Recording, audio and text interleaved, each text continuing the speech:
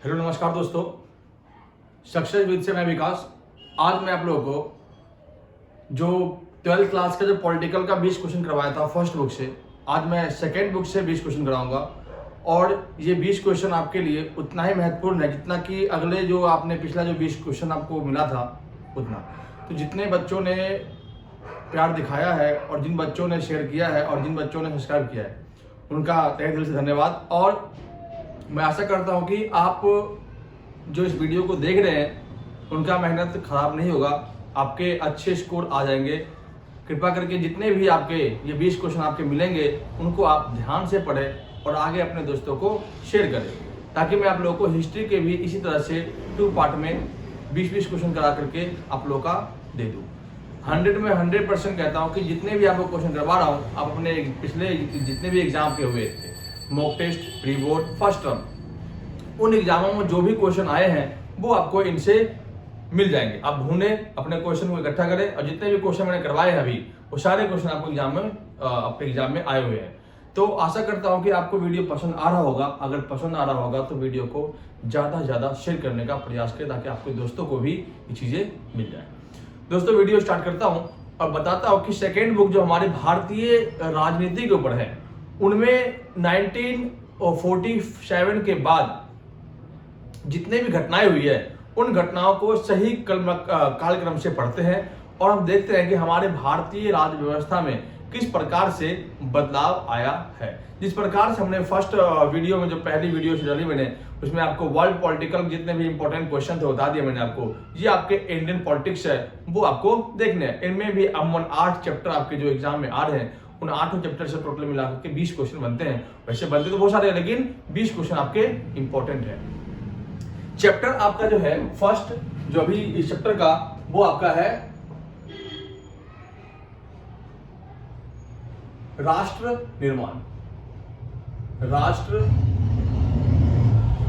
निर्माण ये आपके चैप्टर है। राष्ट्र निर्माण में 2 क्वेश्चन बहुत ही इंपॉर्टेंट है जो आपके एग्जाम में बनते हैं। तो ध्यान से उन दोनों क्वेश्चन को पढ़ेंगे और देखेंगे कि आपके एग्जाम में क्या ये क्वेश्चन आया है या रिपीट हुआ है, उनको आप आराम से करेंगे। दोस्तों, क्वेश्चन आपका मैं लिख देता हूं। फर्स्ट क्वेश्चन बनता है आपका, भारत का विभाजन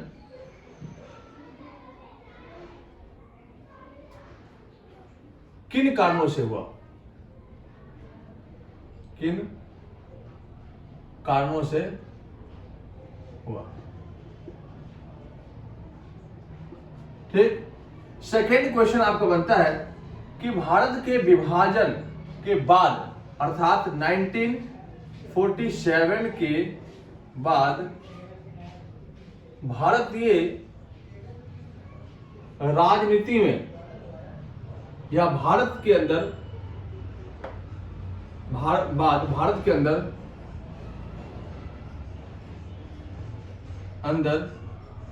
कौन कौन सी परिस्थिति आई थी? कौन कौन सी परिस्थिति आई थी?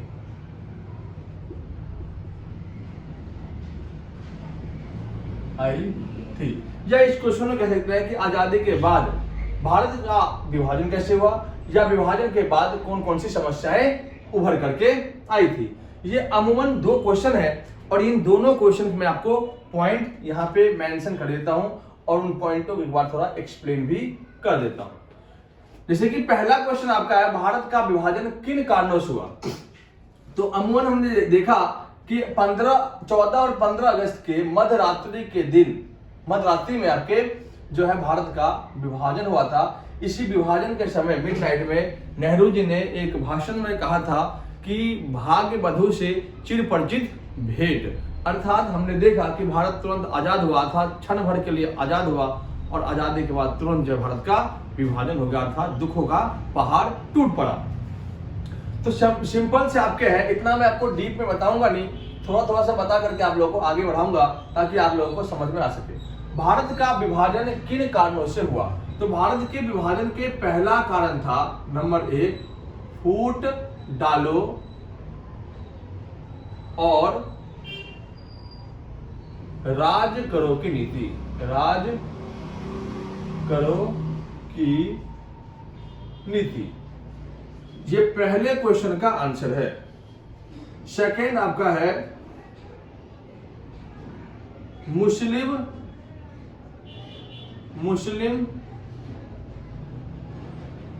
लीग की भूमिका। मुस्लिम लीग की भूमिका, ठीक।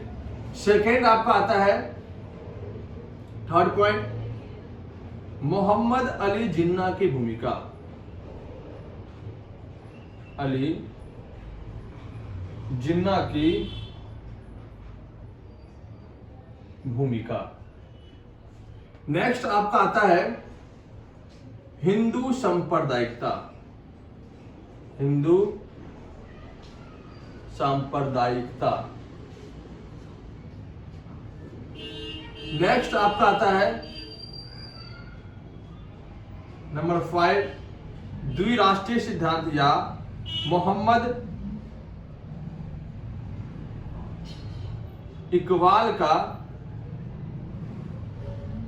सिद्धांत, या द्विराष्ट्रीय सिद्धांत कहते हैं। ये मेनली आपके जो 5 पॉइंट है, इन कारणों से भारत का विभाजन हुआ।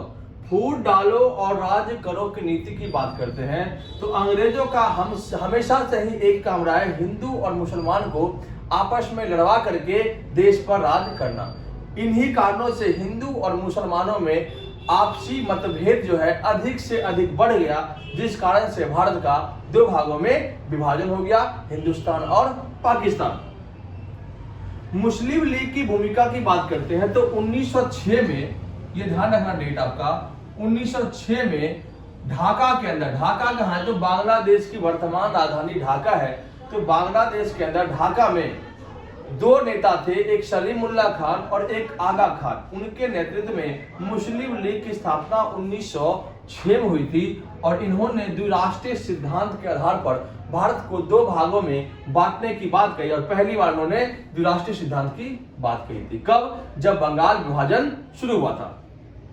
मोहम्मद अली जिन्ना की भूमिका। मोहम्मद अली जिन्ना ने 1942 में सीधी कार्रवाई दिवस अपनाया, मनाया और प्रत्यक्ष कार्रवाई दिवस कहते हैं। इस प्रत्यक्ष कार्रवाई दिवस के अंतर्गत मोहम्मद अली जिन्ना ने मुसलमानों को सीधे यह अधिकार दे दिया कि वो हिंदुओं के प्रति हिंसा करे।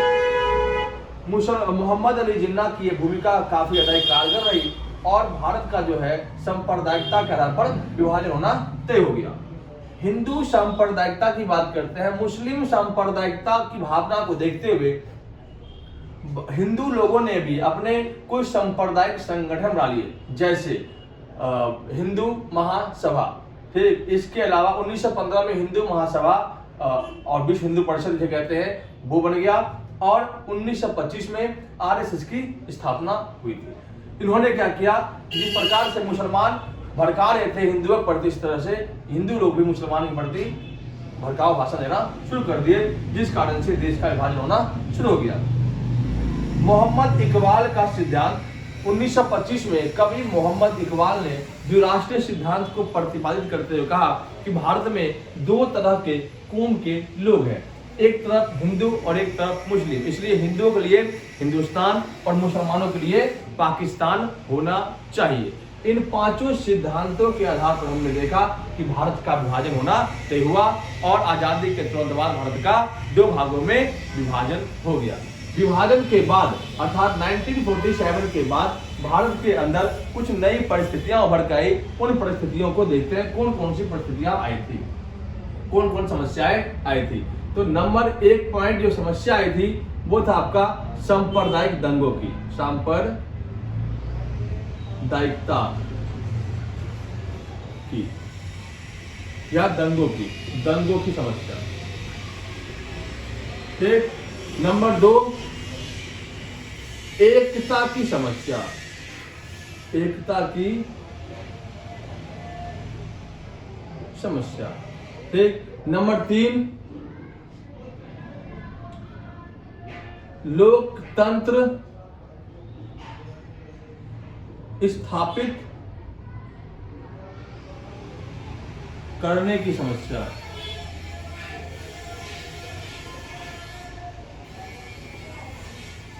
नंबर 4, देशी रजवाड़ों की समस्या। नंबर 5, आर्थिक समस्या।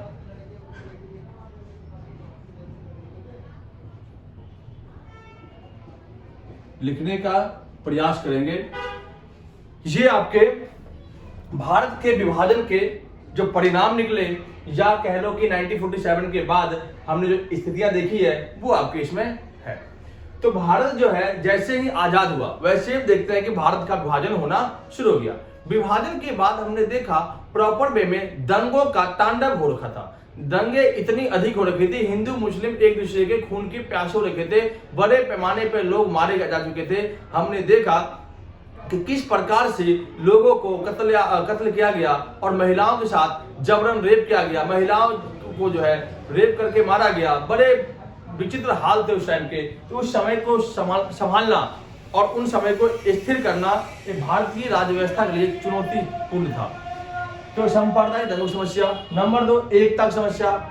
जब सरदार पटेल जी गृह मंत्री बने, स्वतंत्र भारत के पहले गृह मंत्री आपके सरदार वल्लभ भाई पटेल थे, उनको लगा कि देश के अंदर, जिसे हम लोक पुरुष कहते हैं, उन्होंने देखा कि देश के अंदर प्रॉपर तरीके से हमने देखा कि अलग अलग जाति, धर्म, भाषा, अर्थात हम कहते नहीं है भाषण में हमारे मोदी जी कहते हैं विविधताओं से भरा हुआ हमारा देश है। तो उस समय भी हमारा देश था विविधताओं से भरा हुआ था। हमारे देश के अंदर अलग अलग जाति, धर्म, भाषा, लिंग, संप्रदाय के लोग निवास करते थे, लेकिन सब में एकता नहीं थी। इनको एक करना और भारत को एकजुट करके अखंड एक संघ बनाना, ये देश के लिए बहुत बड़ी चुनौती थी।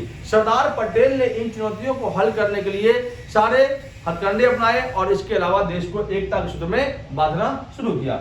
लोकतंत्र स्थापित करने की समस्या। आजादी के बाद हमारे देश के अंदर एक स्थायी संविधान नहीं था। संविधान बनाना हमारे देश के लिए सबसे बड़ी जरूरी थी। इसके अलावा संविधान बनने के बाद हमारे पास एक स्थायी सरकार नहीं थी, वो सरकार बनाना भी हमारे लिए जरूरी था। देशी रजवाड़ों की समस्या। आपने देखा कि जैसे ही हमारा देश आजाद हुआ, आजादी के बाद हमारे देश का तुरंत विभाजन हो गया। विभाजन के बाद हमने देखा कि भारत के अंदर लगभग 565 रजवाड़े थे। 565 रजवाड़े, ध्यान रखना, 565 रजवाड़े थे। इन रजवाड़ों में 562 रजवाड़े ऐसे थे जो आसानी से भारत में मिल गए, लेकिन कुछ रजवाड़े ऐसे भी थे जो भारत में मिलने से इनकार कर रहे थे, जिनमें आपका number 1 Junagadh, number 2 Kashmir, number 3 Hyderabad. ये 3 ऐसे रजवाड़े थे जो भारत में अपने आप को विलय करने से इनकार कर रहे थे। इनको मिलाना भारतीय राज्य के लिए, भारतीय सरकार के लिए एक बहुत बड़ी समस्या थी। आर्थिक समस्या। हमने देखा कि जब भारत का विभाजन हुआ तो पैसा और जमीन दोनों का बंटवारा बराबर आया, लेकिन उसी बीच हमने देखा जो टैक्स आया था 50 करोड़ का, वो टैक्स पाकिस्तान ले गया। इसके अलावा जो उपजाऊ भूमि थी पंजाब प्रांत की, वो भूमि भी पाकिस्तान को मिल गई। इसके अलावा इधर जो बंगाल की इधर एरिया जो भूमि थी उपजाऊ भूमि, वो भी पाकिस्तान को मिल गया। हमारे पास बंजर भूमि और अधिक से अधिक जनसंख्या रह गई थी, जिस कारण से हमने देखा कि भारत के अंदर समस्याएं बढ़ती जा रही थी और अर्थव्यवस्था को एक सही डायरेक्शन में ले जाना हमारे देश के लिए सबसे बड़ी समस्या थी।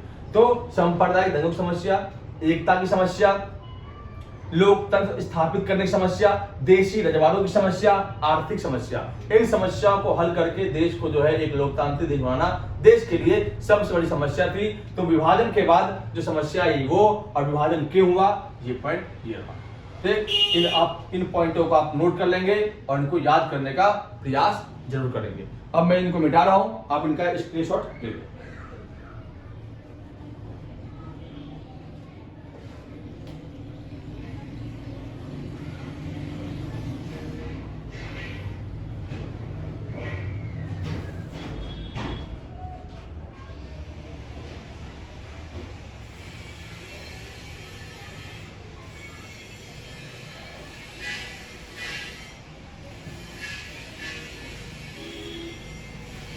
अब भारत के अंदर 3 ऐसे रजवाड़े थे जिनके राजा के नाम और जिनके अंदर जो समस्याएं थी उनको एक बार देखते हैं। कई बार क्वेश्चन आपके रिपीट हो जाते हैं, उनको आप देखेंगे।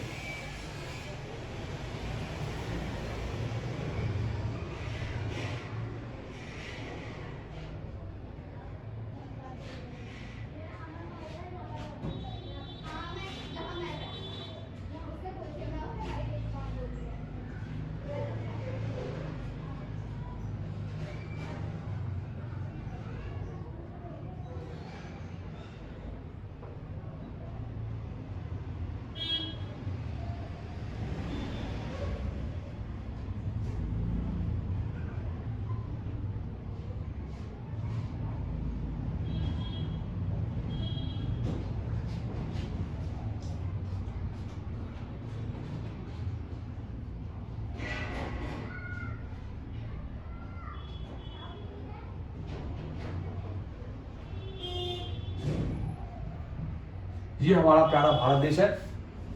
अब हम देखेंगे कि भारत के अंदर जो रजवाड़े थे 565 रजवाड़े, उनमें से 3 ऐसे रजवाड़े थे जिनको मिलाना भारतीय सरकार के लिए एक आफत सी थी। नंबर 1 आपका था जम्मू कश्मीर। ठीक है दोस्तों, ये आपका जम्मू कश्मीर है, जम्मू कश्मीर। ठीक। नंबर 2 आपका हैदराबाद,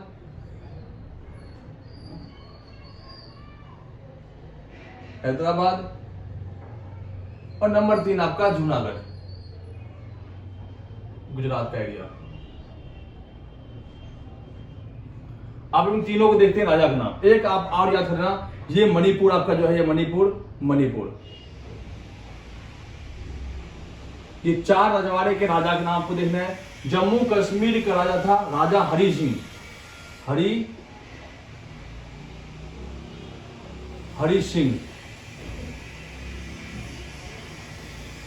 हरि सिंह था। इसके बाद मणिपुर का राजा बौद्ध चंद्रा।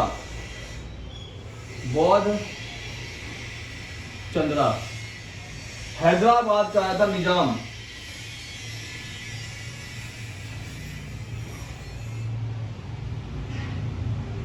और जूनागढ़ का राजा था महावत खान।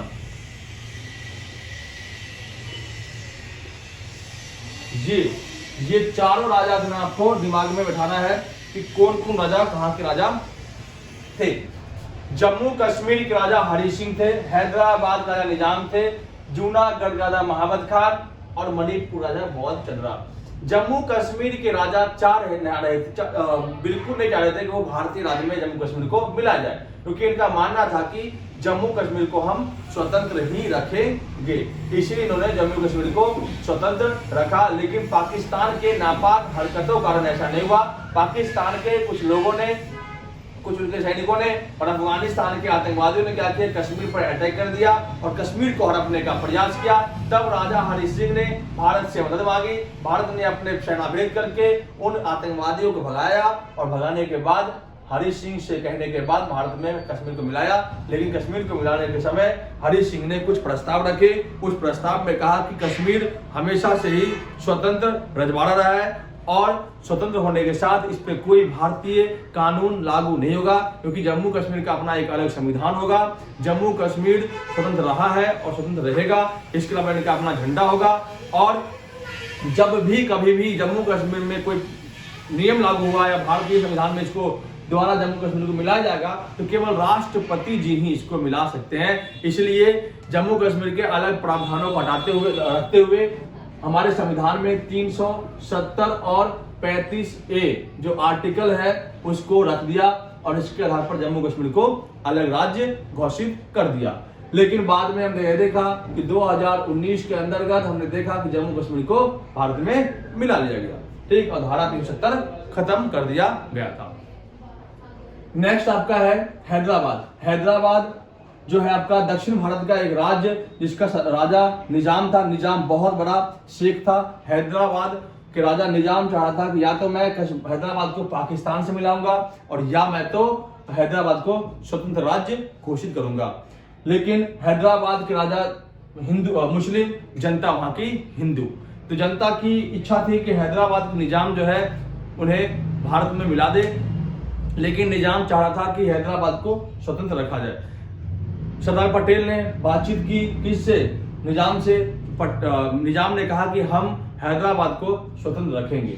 भारत और हैदराबाद के बीच सरदार पटेल और निजाम के बीच एक समझौता हुआ। इस समझौते में तय किया गया कि 1 साल के अंदर अगर हैदराबाद की जनता यह चाहती है कि हम स्वतंत्र रहेंगे, हम निजाम के साथ हैं, तो हम हैदराबाद को अलग कर देंगे। अगर ऐसा नहीं हुआ तो हम हैदराबाद को भारत में मिला लेंगे। एग्रीमेंट साइन हो गया। हैदराबाद की जनता बिल्कुल नहीं चाह रही थी कि हम हैदराबाद में शामिल हो और निजाम के साथ रहें, हम भारत में हैदराबाद को हम अलग करें। तब निजाम ने जबरदस्ती जनता को हाँ बुलवाने के लिए गोलियां चलाई, बहुत सारे लोग मारे गए। जब भारत सरकार को पता चला तो सरदार पटेल ने क्या किया, यहाँ पर सैनिक भेज करके निजाम के सैनिकों को पीट पाट कर वहां से भगा दिया। इसके बाद हैदराबाद को भारत में विलय करा लिया गया। जूनागढ़ भी हैदराबाद को देकर उछल रहा था, इसलिए जूनागढ़ ने देखा जब हैदराबाद भारत में मिल गया तो वो भी अपने आप को भारत संघ में मिला दिया। ये बहुत बड़ी स्टोरी है, इनको पढ़ने के लिए आपको अलग टाइम निकालना पड़ेगा और इनको देखना है। तो क्वेश्चन आपके ज्यादा बनेंगे जम्मू कश्मीर और हैदराबाद से, जिनको आपको लिख देना है। इन्हीं में एक क्वेश्चन बनता है कि राज्य पुनर्गठन आयोग क्या है? तो राज्य पुनर्गठन आयोग पता है आपको कि भाषा के आधार पर अलग राज्य की मांग किसने की थी? आंध्र प्रदेश ने। किसकी मांग? भाषा के आधार पर। भाषा के आधार पर अलग राज्य की मांग करना क्या कहलाता है? तो राज्य पुनर्गठन आयोग कहलाता है। भाषा के आधार पर अलग राज्य की मांग करना राज्य पुनर्गठन आयोग कहलाता है। भारत के अंदर स्वतंत्रता के बाद पहली बार आंध्र प्रदेश ने तेलुगु भाषा के आधार पर अलग राज्य की मांग की, लेकिन भारत सरकार ने इनकी मांग को ठुकरा दिया। जब भारत सरकार नहीं माना तो वहां के सबसे बड़े नेता थे पोटी श्रीरामुलु।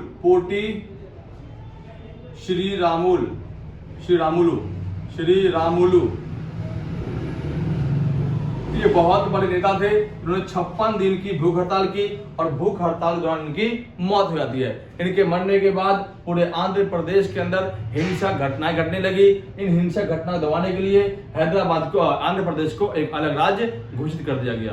फिर जाकर के भारतीय संविधान में संशोधन हुआ। 7वें संशोधन के अनुसार भारतीय संविधान में राज्य पुनर्गठन आयोग लाया गया और 1956 में राज्य पुनर्गठन आयोग के आधार पर भाषा के आधार पर लगभग 14 राज्य और 6 केंद्र शासित प्रदेश बनाए गए। इस चैप्टर में आपके इतने ही क्वेश्चन थे। उन क्वेश्चनों को आपको ध्यान रखना है, 2 और 1 3। एक तो आपका भारत के विभाजन के कारण और भारत विभाजन के परिणाम और एक राज्य पुनर्गठन आयोग, और ये आपका मैप था। 3 क्वेश्चन, एक चैप्टर खत्म। ठीक, तो इन क्वेश्चनों को आप एक बार नहीं 2 बार नहीं, वीडियो कई बार देखने के बाद आपको इनके बारे में पता चल जाएगा। ठीक है दोस्तों, आगे हम चैप्टर नेक्स्ट देखते हैं।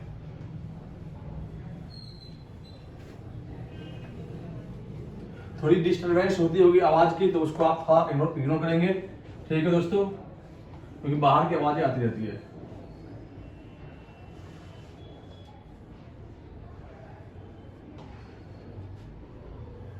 चैप्टर आपका देखते हैं नेक्स्ट।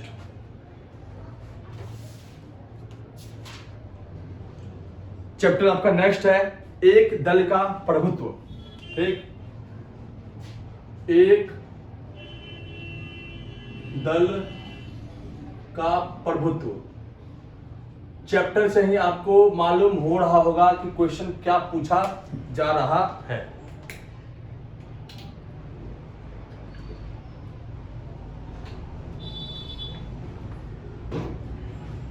देखेंगे एक दल के प्रभुत्व।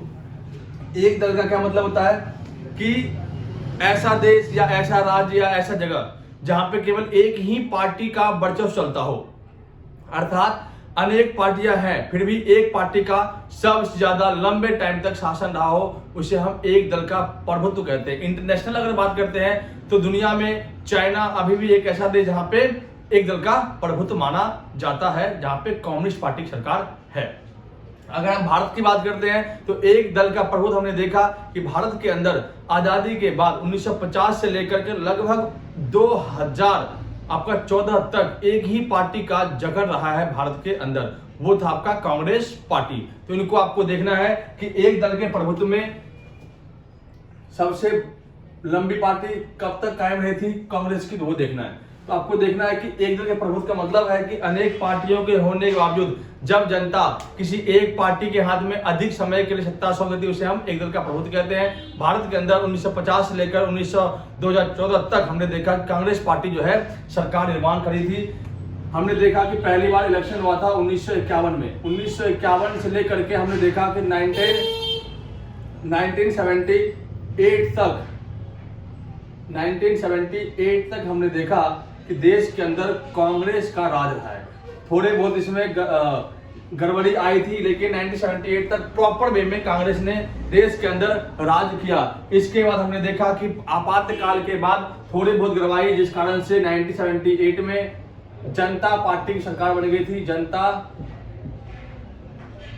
पार्टी की सरकार बन गई थी, जनता पार्टी जनता दल कहते हैं, जनता पार्टी की सरकार बन गई थी। फिर जाकर के सरकारें गिर गई। इसके गिरने के बाद 1980 में दोबारा से कांग्रेस की सरकार बन गई थी। इसके बाद हमने देखा कि 1984 में इंदिरा गांधी के मरने के बाद 85 में फिर से इलेक्शन हुआ और 85 में फिर से कांग्रेस आ गई। इन पिछड़ों को ध्यान रखना, 85 से लेकर 1989 में राजीव गांधी की हत्या हो गई, तब तक कांग्रेस पार्टी ही थी। 1990 में चुनाव हुआ और पहली बार बीजेपी जो है गठबंधन की सरकार बनाई, गठबंधन की सरकार। और यहीं से 1990 और 89 के बीच से क्या होता है, गठबंधन चलती राजनीति, जो लगभग 10 साल तक हमने देखा। कई बार इनमें बीजेपी आई, कभी कांग्रेस आई, कभी बीजेपी आई, कभी कांग्रेस आई। ऐसे आते आते हमने देखा कि 2004 में इलेक्शन हुआ और 4 में हमने देखा यूपीए आया। यूपीए के अध्यक्ष श्रीमती सोनिया गांधी जी थी। श्रीमती सोनिया गांधी। जिस तरह से हमने देखा कि 1990 में एनडीए आ गया था, NDA National Democratic Alliance, NDA आ गया था। एनडीए बारे में पूछा जाता है। एनडीए ने कई बार सरकार बनाया बीजेपी का समर्थन देकर के। उस प्रकार से यूपीए ने कांग्रेस का समर्थन देकर सरकार बनाया था। तो एनडीए की भूमिका हमने कब देखा, तो आपका 1990 में भी देखा, हमने 1995 में देखा, हमने 1996 में देखा, हमने 1996 से लेकर सन 1999 तक देखा, 1999 में देखा। ठीक है, इन टाइमों में हमने क्या देखा, एनडीए के बारे में देखा। एनडीए एक ऐसी पार्टी, ठीक, नेशनल डेमोक्रेटिक अलायंस, जिसके समर्थक थे बीजेपी से गठजोड़ करके सरकार बनाती है और सरकार बनाने के बाद आगे कार्य दिखाती है। इसी प्रकार से यूपीए यूनाइटेड प्रोग्रेस अलायंस, इस यूनियन प्रोग्रेस अलायंस करो, यूनाइटेड प्रोग्रेस अलायंस करो, ये यूपीए की अध्यक्ष श्रीमती इंदिरा गांधी थी। श्रीमती इंदिरा गांधी ने 2004 में मनमोहन सिंह को समर्थन देकर के प्राइम मिनिस्टर मनमोहन सिंह बना दिया। इसके अलावा 2009 में दोबारा इलेक्शन हुआ। 2009 में फिर से यूपीए ने क्या किया, गठबंधन किया, सरकार कांग्रेस समर्थन देकर के यूपीए सरकार का निर्माण किया और मनमोहन सिंह दोबारा से प्रधानमंत्री जी बन गए। अब यहाँ पे बदलाव देखने को मिला सन 2014 में। अब यहाँ पे यूपीए और कांग्रेस दोबारा खत्म होगी। मात्र 49 सीट लेकर कांग्रेस आई थी, जबकि यहाँ पे एनडीए और बीजेपी ने मिलकर लगभग 325 सीट हासिल करके पूर्ण बहुमत से पहली बार बीजेपी को सरकार मिल गई। इस प्रकार से हमने देखा किस प्रकार से कांग्रेस पार्टी देश के अंदर एक दल के प्रभुत्व में रहा, लेकिन कभी कभी बीच में गायब भी हो गई। लेकिन हमने देखा प्रॉपर वे में, आपने देखा कि 1951 से लेकर 1978 तक कांग्रेस पार्टी का राज लंबे समय तक रहा। इसलिए हम कहते हैं कांग्रेस पार्टी ने लगभग 60 वर्षों तक भारत पर राज किया। इसी को हम एक दल का प्रभुत्व कहते हैं। डिटेल से अगर जाऊंगा तो ज्यादा ये वीडियो लंबी हो जाएगी, इसलिए मैं इसको यहीं पे खत्म करता हूं। तो एक दल के प्रभुत्व समझ गए आप, ये क्वेश्चन आप याद ही कर लेना, क्वेश्चन आपके आ रखा है। और दूसरा हम क्वेश्चन देखते हैं कि लगातार 3 आम चुनाव में कांग्रेस पार्टी के जीत के क्या कारण थे।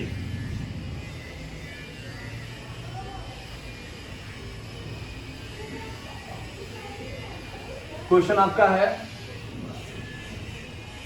लगातार 3 आम चुनाव में कांग्रेस के जीत के कारण।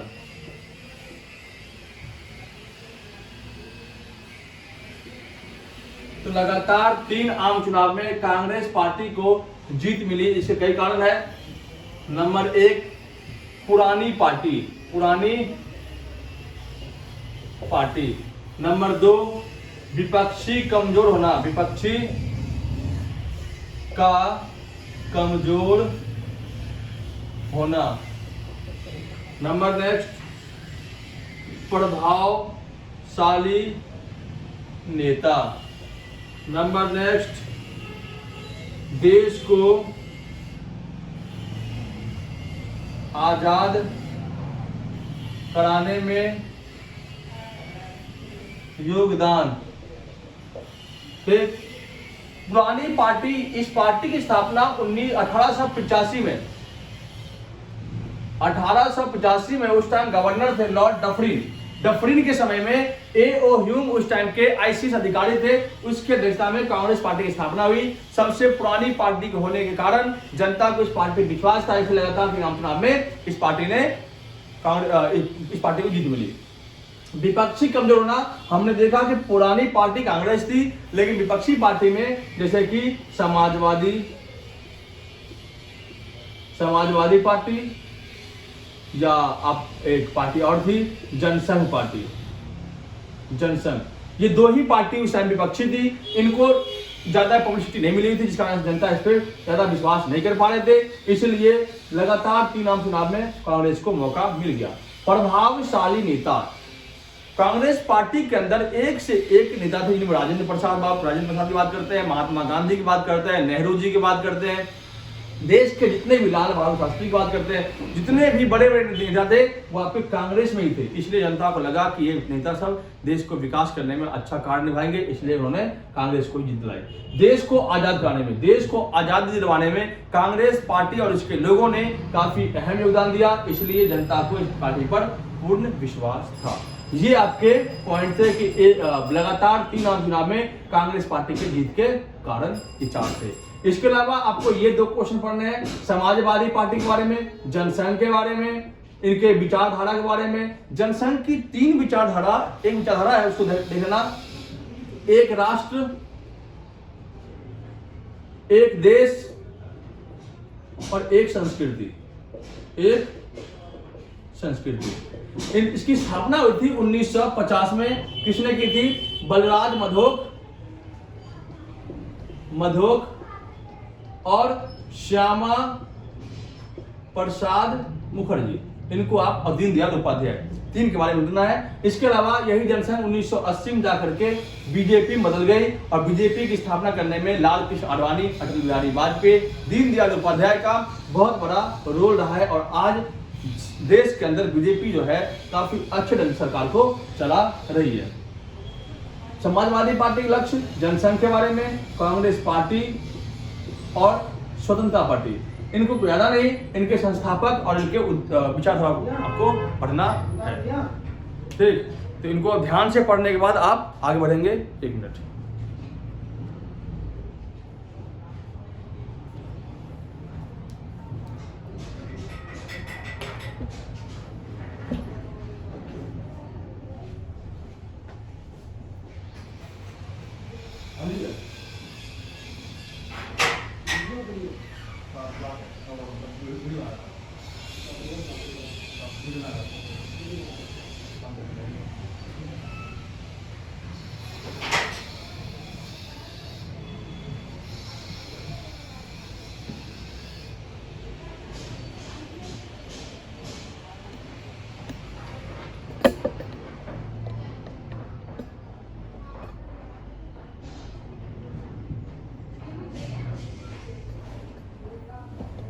सॉरी, अब हम आगे इसी चैप्टर के अगले टॉपिक को देखते हैं, अगले चैप्टर देखते हैं। ये 2 चैप्टर आपका खत्म हो गया है, आप चैप्टर नेक्स्ट देखते हैं।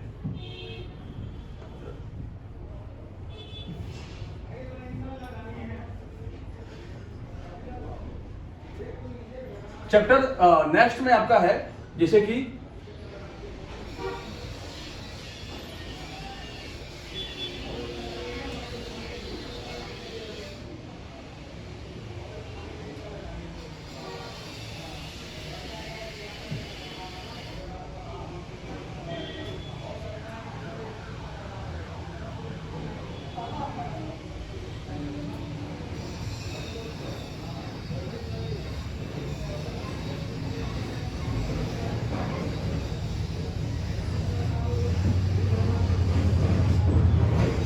चैप्टर नेक्स्ट आपका है नियोजित विकास। ठीक है दोस्तों, तो नियोजित विकास को पढ़ना है, नियोजित विकास। इसके जितने क्वेश्चन है वो दिखाता आपको मैंने, वो क्वेश्चन आप नोट कर लेंगे। इसमें क्वेश्चन आएगा पंचवर्षीय योजना, फर्स्ट प्लानिंग कमीशन, पहली पंचवर्षीय योजना, पहली और दूसरी पंचवर्षीय योजना। अगर इन्हीं क्वेश्चन को घुमा के पूछ दे कि नियोजन से क्या समझते हैं, से क्या अभिप्राय है, तो इनको आप आराम से इसको एक्सप्लेन करके लिख सकते हैं। इसके बाद दूसरा क्वेश्चन आपका आता है नीति आयोग के विषय में, नीति आयोग के विषय में पढ़ लेना है। इसके बाद आपका हरित क्रांति, सकारात्मक और नकारात्मक। ठीक है, पहली पंचवर्षीय योजना आपका 1951 से 1956 तक, दूसरी पंचवर्षीय योजना आपका 1956 से 1961 तक, नियोजन आपका 1951 में आया था, बॉम्बे प्लान आया था, बॉम्बे प्लान ये 1944 में आया था। बॉम्बे प्लान का उद्देश्य था कि बड़े बड़े उद्योगपति मिल करके देश को विकास करने का प्रयास किया, उसे हम बॉम्बे प्लान के नाम जानते हैं। वही बॉम्बे प्लान आगे जाकर नियोजन बन गया और यही नियोजन आकर के पंचवर्षीय योजना बन गया और यही पंचवर्षीय योजना 2015 में चेंज होकर बन गया नीति आयोग। इनको आपको पढ़ना है। इसके अलावा हरित क्रांति, हरित क्रांति क्या है? कृषि के क्षेत्र में क्रांतिकारी परिवर्तन होना या गेहूं या चावल के क्षेत्र में वृद्धि होना, उसे हम हरित क्रांति कहते हैं। हरित क्रांति 1960 के दशक में आया था। हरित क्रांति जो है दूसरे पंचवर्षीय योजना का प्रभाव था। दूसरे पंचवर्षीय योजना के दौरान हरित क्रांति को लाया गया और इस हरित क्रांति के दौरान हमने देखा किस प्रकार से देश का विकास हुआ है। हरित क्रांति का राजनीतिक प्रभाव पड़ा है, आर्थिक प्रभाव पड़ा है, सामाजिक प्रभाव पड़ा है, अर्थात देश को बदल दिया। लेकिन नकारात्मक प्रभाव में ये देखने को मिलता है कि किस प्रकार से मजदूर लोग गुलाम हो गए, भूमिहीन हो गए, बेरोजगारी समस्या आई, कई राज्यों में अकाल पड़ गया क्योंकि हरित क्रांति बहुत क्षेत्रों में फैल नहीं पाया। तो इनको आपको देखना है। पहली पंचवर्षीय योजना के बारे में पूछे तो इसमें मेन रूप से कृषि व्यवस्था पर जोर दिया गया था, ठीक। और दूसरी में उद्योग पे। कृषि व्यवस्था में देखा कि बड़े बड़े डैम बनाए गए, भाखड़ा नागल डैम बनाया गया, ठीक। इसके अलावा सरदार सरोवर, भाखड़ा नागल डैम, दामोदर डैम, ये डैम बनाए गए। और दूसरे में उद्योग, बड़े बड़े लोह इस्पात उद्योग जैसे कि बोकारो, राउरकेला, ठीक, भिलाई, विशाखापट्टनम जैसे बड़े बड़े लोह इस्पात उद्योग आगे और देश को एक प्रकार से औद्योगिक देश बनाने की बात कही गई थी। तो इनको आपको देखना है और इनको आपको क्वेश्चन को हल करना है। 3 क्वेश्चन है, पंचवर्षीय योजना, नीति आयोग और हरित क्रांति। आगे हम नेक्स्ट चैप्टर की बात करते हैं, भारत की विदेश नीति। भारत की विदेश नीति में एक क्वेश्चन है और उनको आपको लिखना है।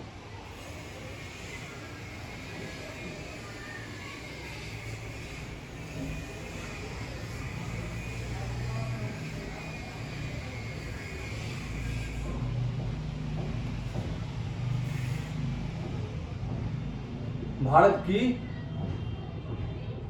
विदेश नीति। भारत की विदेश नीति जो है कई सिद्धांतों पर आधारित है और एक ही क्वेश्चन इस चैप्टर से महत्वपूर्ण है। नंबर 1 पंचशील योजना, नंबर 2 गुट निरपेक्षता, नंबर 3 अंतरराष्ट्रीय संस्थाओं में या सम्मेलन में भाग लेना, यूएनओ का समर्थन, आतंकवाद का समापन, आतंकवाद के खिलाफ कार्रवाई, परमाणु नीति। ठीक है, ये आपको पॉइंट याद करना है। पंचशील योजना क्या था? तो 1955 में हमने देखा भारत और चीन के बीच एक योजना हुई थी, एक समझौता हुआ जिसे पंचशील योजना कहते हैं। इसमें शांति के 5 सिद्धांत पर हस्ताक्षर हुआ था। पंचवर्षीय और पंचशील अलग अलग है। पंचवर्षीय जो प्लानिंग के आधार पर देश को विकास करने का प्रयास किया, और ये पंचशील है जो भारत और पाकिस्तान चाइना के बीच हुआ था शांति समझौता, जिसमें देखा गया कि भारत और चाइना एक दूसरे पर आक्रमण नहीं करेंगे। ठीक, इसके अलावा एक दूसरे की एकता अखंडता में विश्वास करेंगे, एक दूसरे का सहयोग करेंगे, एक दूसरे के आंतरिक मामलों में दखल नहीं देंगे और विवाद के मुद्दों को बातचीत द्वारा हल करेंगे। ये था पंचशील योजना। गुट निरपेक्ष मैंने आपको पहले बता रखा था, इनको एक्सप्लेन की जरूरत नहीं है।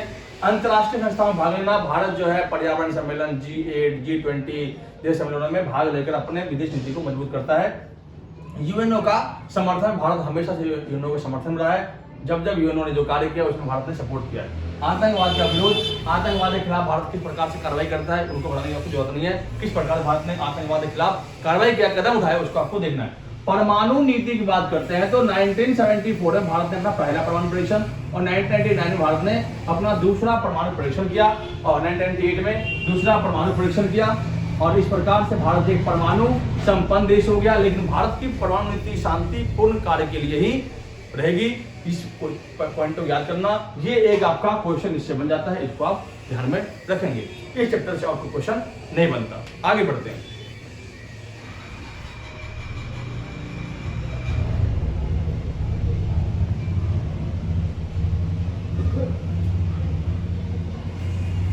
चैप्टर आपका नेक्स्ट है कांग्रेस प्रणाली में चुनौती। कांग्रेस प्रणाली में चुनौती। कांग्रेस प्रणाली में चुनौती की बात करते हैं तो आपके इसमें भी 2 क्वेश्चन इंपॉर्टेंट है। नंबर 1 आप देखेंगे कि 1969 में कांग्रेस का विभाजन हुआ, क्यों? और दूसरा 1970 के दौरान इंदिरा गांधी लोकप्रिय क्यों रही? लोकप्रिय क्यों रही? ठीक, और एक क्वेश्चन आपका और है 1960 के दशक को खतरनाक दशक क्यों मानते हैं?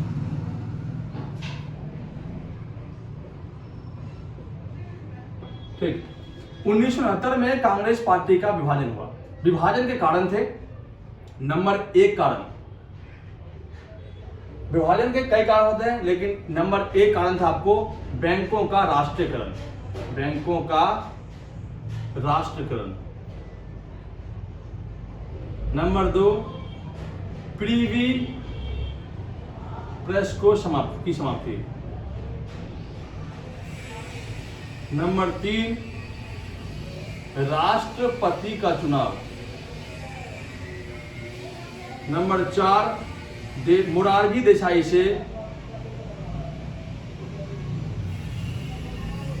से वित्त पद छीन जाना।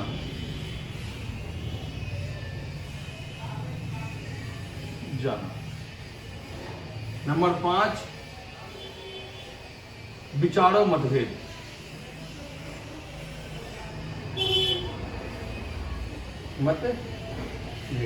ये आपके कांग्रेस के विभाजन का कारण था। नंबर 1 बैंकों राष्ट्रीयकरण, प्रीवी पद समाप्ति, राष्ट्रपति का चुनाव, मोरारजी देसाई की वित्त पद छीन जाना और विचारों में मतभेद। अब आते हैं 1970 में लोकप्रिय। नंबर 1 गरीबी हटाओ का नारा। हटाओ का नारा। नंबर 2 आपका आता है प्रीवी पर्स की समाप्ति। नंबर 3 आपका आता है 1971 का विजय, पाकिस्तान के साथ। नंबर 4 आता है आपका हरित क्रांति। हरित क्रांति।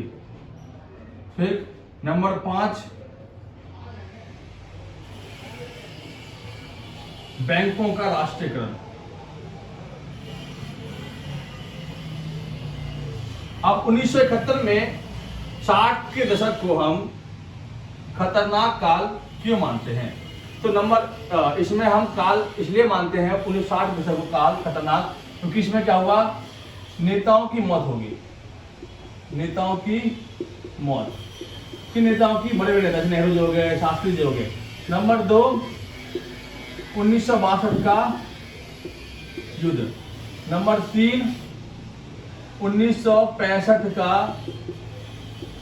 युद्ध। नंबर 4, कांग्रेस का विभाजन।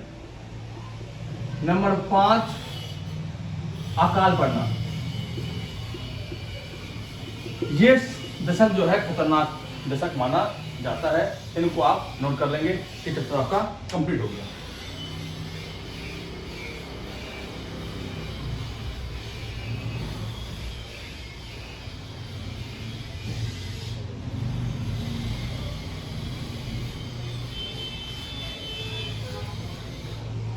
अब अगला आपका है लोकतांत्रिक व्यवस्था में संकट। लिख दिया यहाँ पे संकट।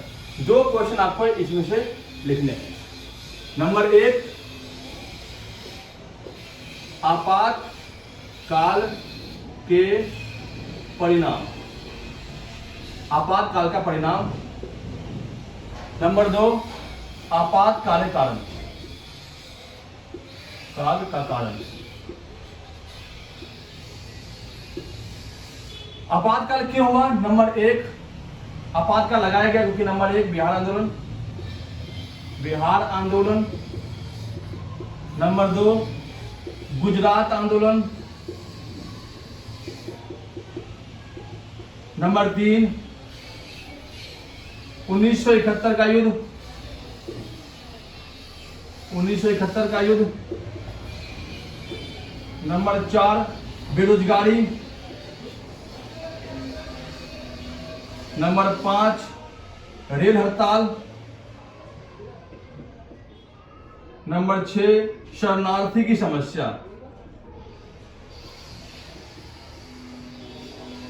इन कारणों से देश के अंदर आपातकाल लगाया गया। लास्ट एक और लिख लो साथ, इलाहाबाद हाई कोर्ट का फैसला। इलाहाबाद उच्च न्यायालय का फैसला। आपातकाल के परिणाम हमने देखा क्या हुआ, हमारी राज्य व्यवस्था पर असर। नंबर 2, कार्यपालिका और न्यायपालिका के संबंध खराब हुए थे। नंबर 3, सेंसरशिप लागू होना, शिप लागू। नंबर 4, पुलिस और नौकरशाही की कार्रवाई। एक्सप्लेन करने के बाद हमारे राज्य व्यवस्था में क्या असर पड़ा, हमारे मौलिक अधिकार छीन लिए गए, जबरदस्ती जेल में डाला गया, हमारी स्वतंत्रता का अधिकार को छीन लिया गया। इसके अलावा नशबंदी अभियान शुरू कर दिया गया। बहुत सारी चीजें हुई थी इसमें। कार्यपालिका और न्यायपालिका के संबंध, न्यायपालिका का अमूमन संबंध कार्यपालिका से ऊपर होता है, लेकिन आपातकाल के दौरान न्यायपालिका शक्ति को कम कर दिया गया। इस कारण से न्याय व्यवस्था खतरे में पड़ गई थी। सेंसरशिप लागू होना, सेंसरशिप मतलब होता है कि कोई भी अखबार उस टाइम पे जो है सरकार की अनुमति के बिना नहीं छप सकता था। पुलिस और नौकरशाही ने जनता पर अमानवीय रूप से अपराध किए थे। इसके अलावा एक क्वेश्चन इसमें से और ध्यान रखना, शाह आयोग क्या है और मध्यवर्ती चुनाव।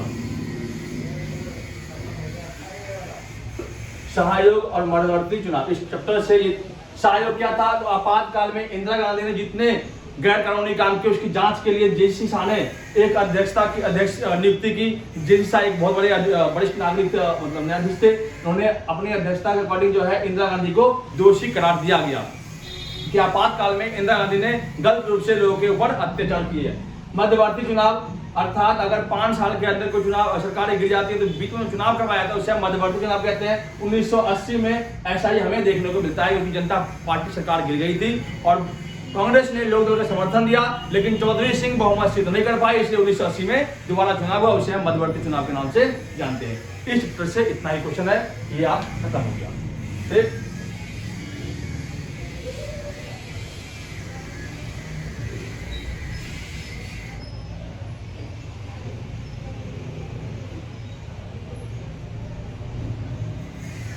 अब आते हैं जन आंदोलन।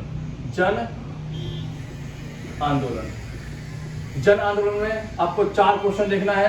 नंबर 1 चिपको आंदोलन, चिपको आंदोलन। नंबर 2 नर्मदा बचाओ आंदोलन। नंबर 3 ताड़ी आंदोलन। नंबर 5 दलित आंदोलन, दलित पैंथर आंदोलन।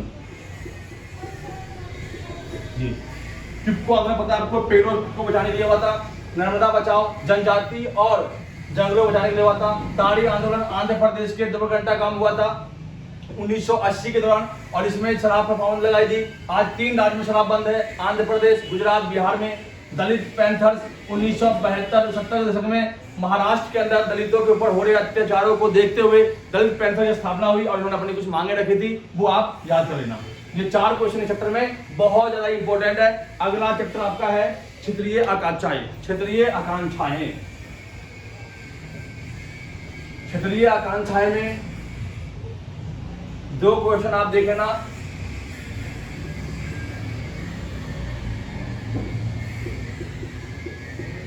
एक operation blue star,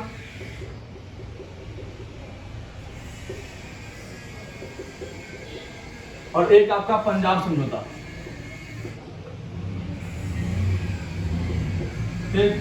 operation blue star क्या था? स्वर्ण मंदिर के अंदर आतंकवादियों को भगाने के लिए इंदिरा गांधी ने जो मुहिम चलाई थी उसे ऑपरेशन ब्लू स्टार कहते हैं। इसमें भिंडरावाला को मारा गया। पंजाब समझौता क्या था कि पंजाब के अंदर सिखों के लिए अलग से स्वतंत्रता की मांग चल रही थी। राजीव गांधी और लोंगोवाल के बीच, संत हरचंद सिंह लोंगोवाल के बीच एक समझौता हुआ और इस समझौते के तहत सिखों के लिए अलग से कुछ अधिकार दिए। इसे हम लोंगोवाल समझौता या पंजाब समझौता के नाम से जानते हैं। इसके बाद आपके एक भी क्वेश्चन नहीं है, अगर आएंगे तो है आपके, तो गोधरा कांड याद कर लेना, गोधरा कांड और अयोध्या विवाद, अयोध्या विवाद। ठीक है, इसके अलावा आपके एक भी क्वेश्चन इंपॉर्टेंट नहीं है। इन क्वेश्चनों को अगर आपने पढ़ लिया तो आपके 90% हमेशा आएंगे, अवश्य आएंगे। ठीक, वो 20 क्वेश्चन और ये 20 क्वेश्चन, ऑलमोस्ट आपके 40 क्वेश्चन है। और आराम से ध्यान से पढ़ करके एग्जाम में जाए। ऑल द बेस्ट और थैंक यू। अगर आपने वीडियो सब्सक्राइब किया और शेयर किया तो धन्यवाद।